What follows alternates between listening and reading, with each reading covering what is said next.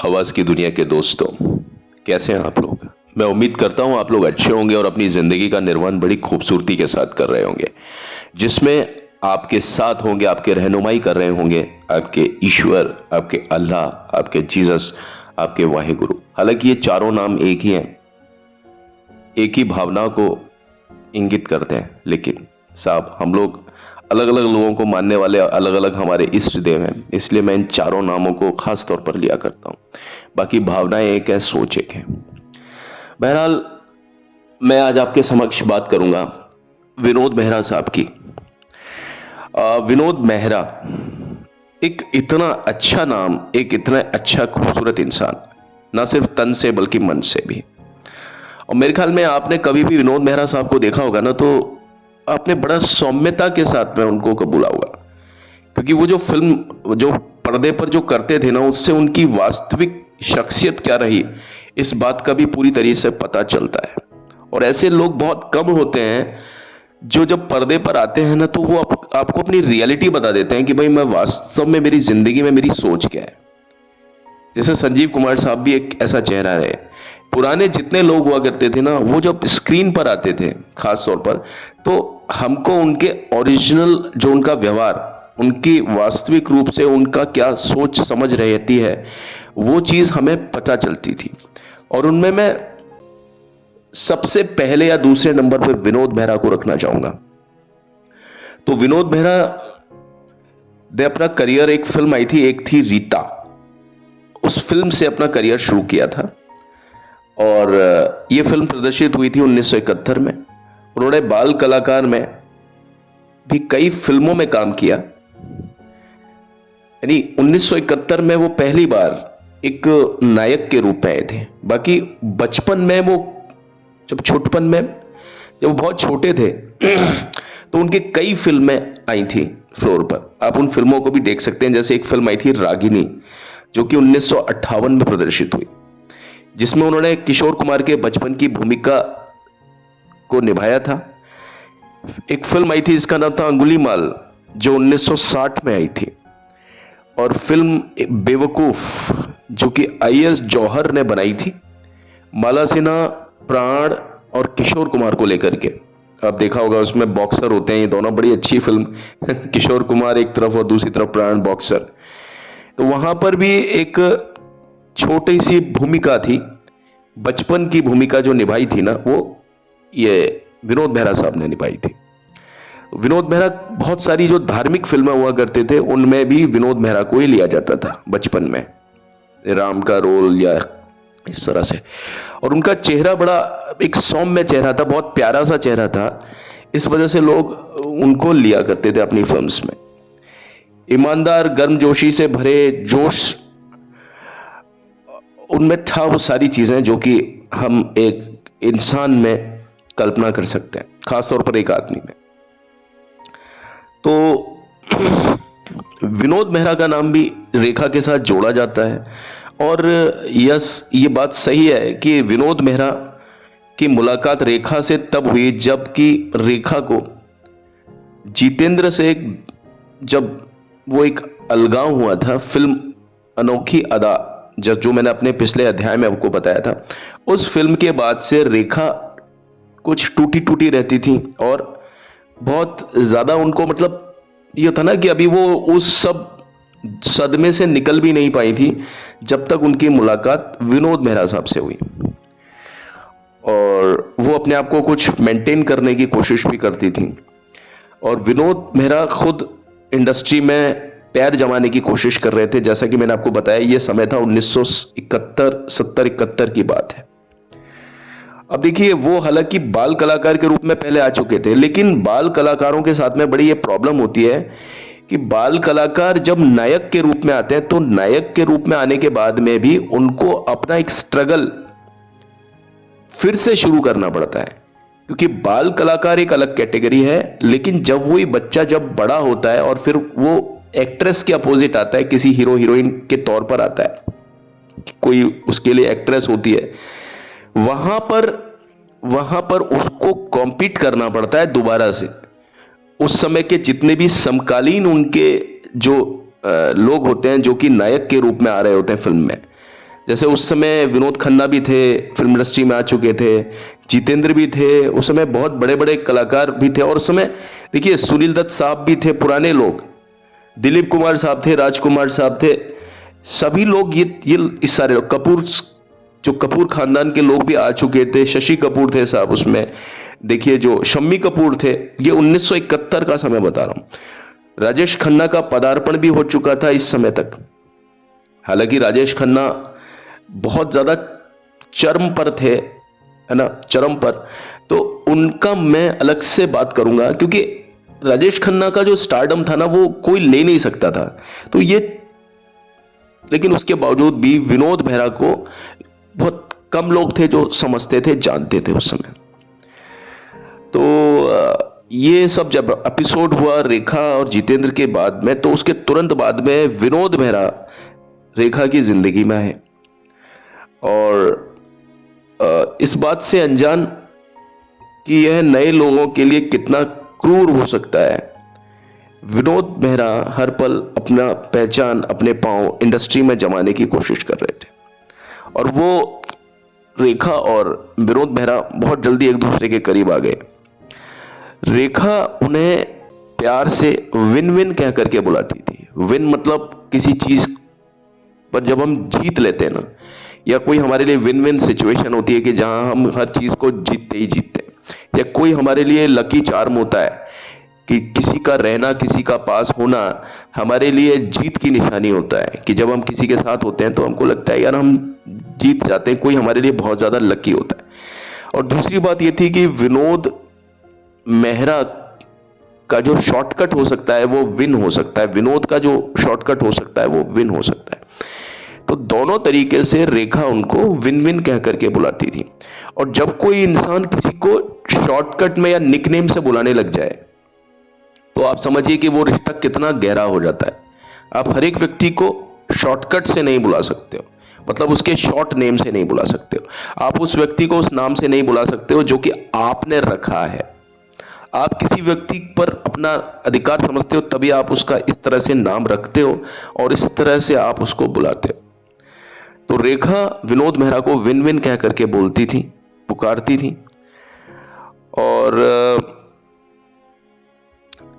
ऐसा माना जाता है और ऐसा लगता भी है कि विनोद मेहरा रेखा के जीवन में आने वाले पहले सच्चे प्रेमी थे। विनोद मेहरा की जिंदगी भी बहुत ज्यादा उथल पुथल से भरी रही, लेकिन विनोद मेहरा ने कभी भी रेखा का साथ नहीं छोड़ा, ये आप समझ लीजिए। विनोद मेहरा को उन दिनों रेखा के साथ हर जगह देखा गया, हाथ पकड़े हुए। विनोद मेहरा वोक्स जो गाड़ी होती है वोक्सवैगन, उसमें भी घूमते थे, ताज रेस्टोरेंट में भी जाते थे, और शामियाने के एक आरामदायक कोने में सुबह का खाना खाते थे। यानी वो दोनों ब्रेकफास्ट के समय से ही मिलते थे। यानी कुछ लोग तो तैयार होकर के मिलते हैं सुबह 10, साढ़े 10, 11 के बाद, लेकिन ये वो लोग थे, ये वो प्रेमी थे जो सुबह से ही मिलते थे, ब्रेकफास्ट भी साथ में ही होता था इनका। निर्देशक सावन कुमार पाली हिल पर निब्बाना नाम की एक बिल्डिंग में विनोद मेहरा के बगल वाले फ्लैट में ही रहा करते थे। बकौल उनके, यानी ये सावन कुमार टाक बोल रहे हैं, मैं नहीं बोल रहा हूं, सावन कुमार टाक कहते हैं कि रेखा ने अपना ज्यादातर समय विनोद मेहरा के साथ बिताया था उस समय।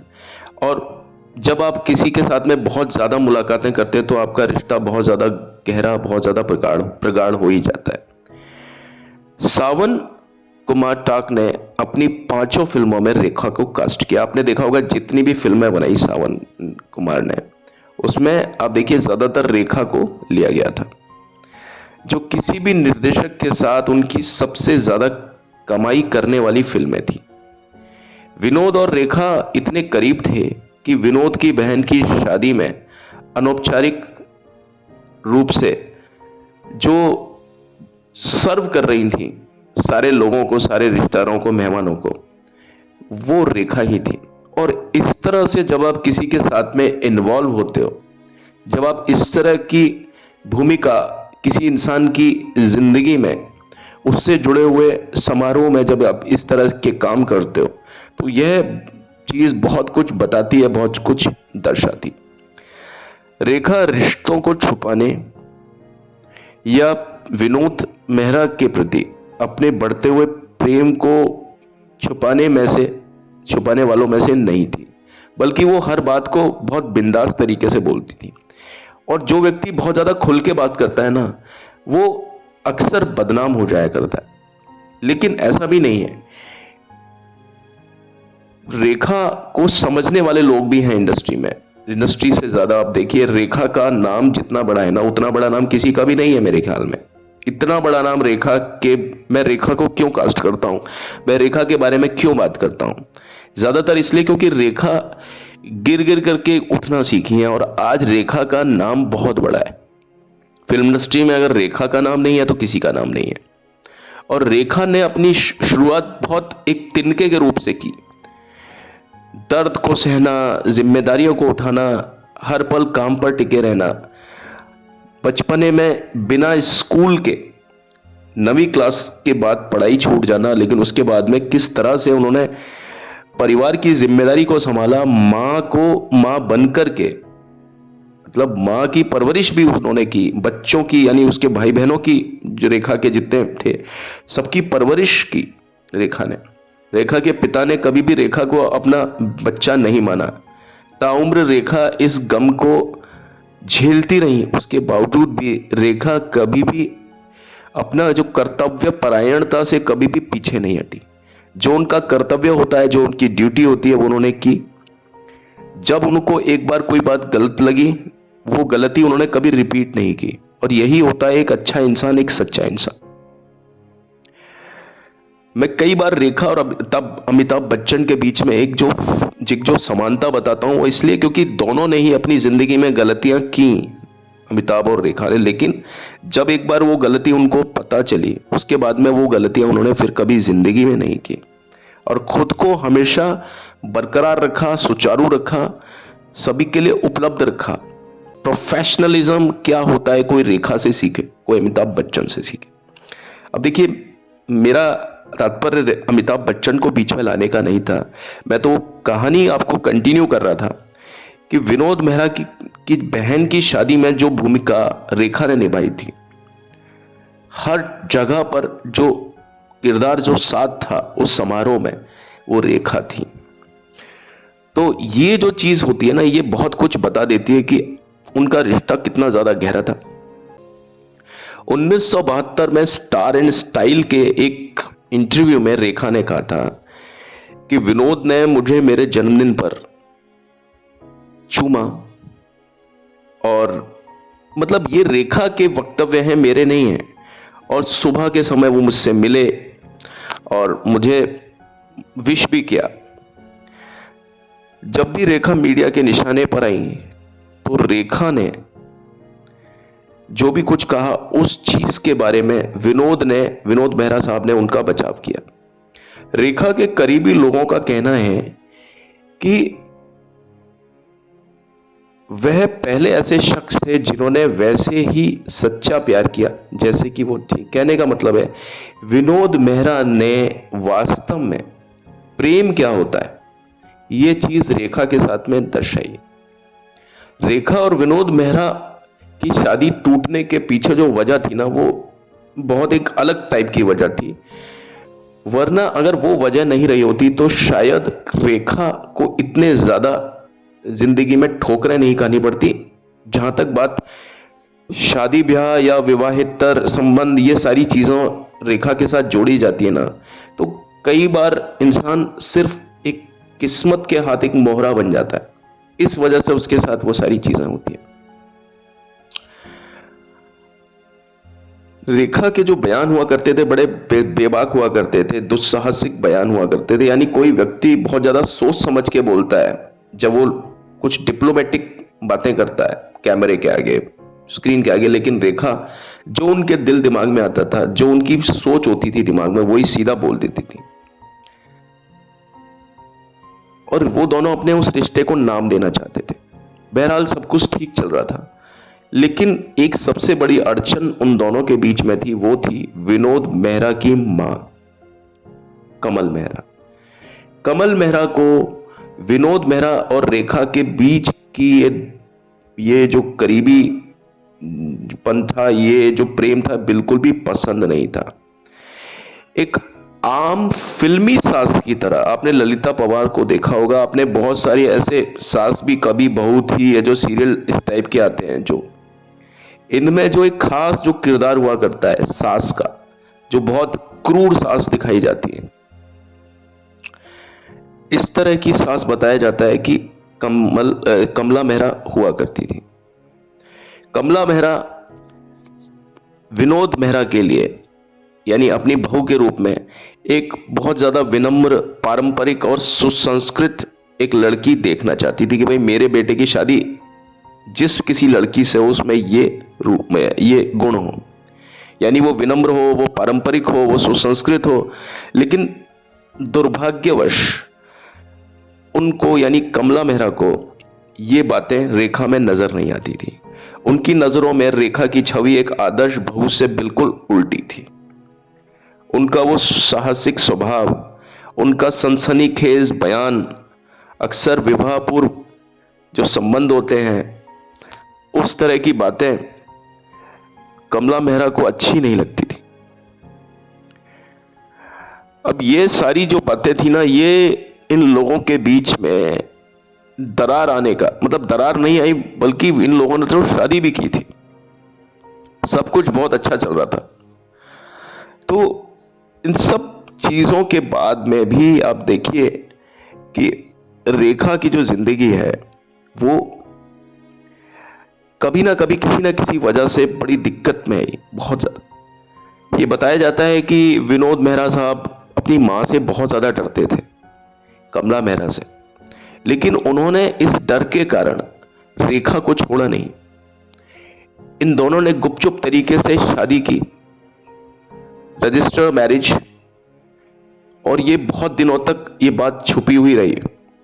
रेखा को एक होटल में ठहराया गया, और रेखा की मदद किसने की ये भी मैं आपको बताऊंगा।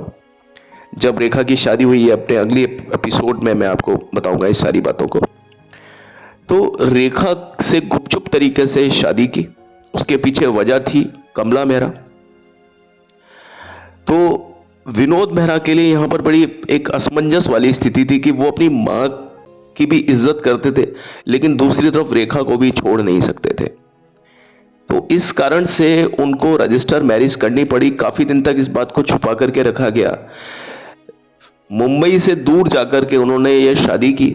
फिर उसके बाद में रेखा को मुंबई बुलाया, रेखा को होटल में रखा, जहां पर विनोद मेहरा उनसे मिला करते थे, रोज उनको समय दिया करते थे, जब तक वो उनकी पत्नी बन चुकी थी। और उसके बाद में थोड़ा सा जब वक्त बीता, 2-3 महीने बीते, उसके बाद में विनोद मेहरा को जब ये लगा कि हाँ अब ये बात थोड़ी सी आई गई हो गई है, और तो एक दिन उन्होंने सीधा अपनी मां के सामने रेखा को ले जाकर के हाजिर कर दिया। लेकिन ये बताया जाता है कि दरवाजे पर ही जैसे ही घंटी बजती है, जैसे ही दरवाजा खुलता है, वैसे ही कमला मेहरा ने विनोद मेहरा को एक थप्पड़ मारा, अपने बेटे को। जब बेटे समझा रहे थे तो उसको थप्पड़ मारा, और वहीं वो अपनी कमला मेहरा ने अपनी सैंडल उठा करके रेखा पर प्रहार करने शुरू कर दिए। और ये चीज वहां के लोगों ने देखी, जो आसपास के लोग रहते थे, और ये बहुत बड़ा एक घटना थी जो रेखा की जिंदगी में हुई। और आप समझ सकते हैं, इस घटना की गहराई से आप समझ सकते हैं कि आगे विनोद मेहरा और रेखा की जिंदगी में क्या चीज होने वाली थी। यहां पर ये दोनों एक दूसरे के लिए ही बने थे।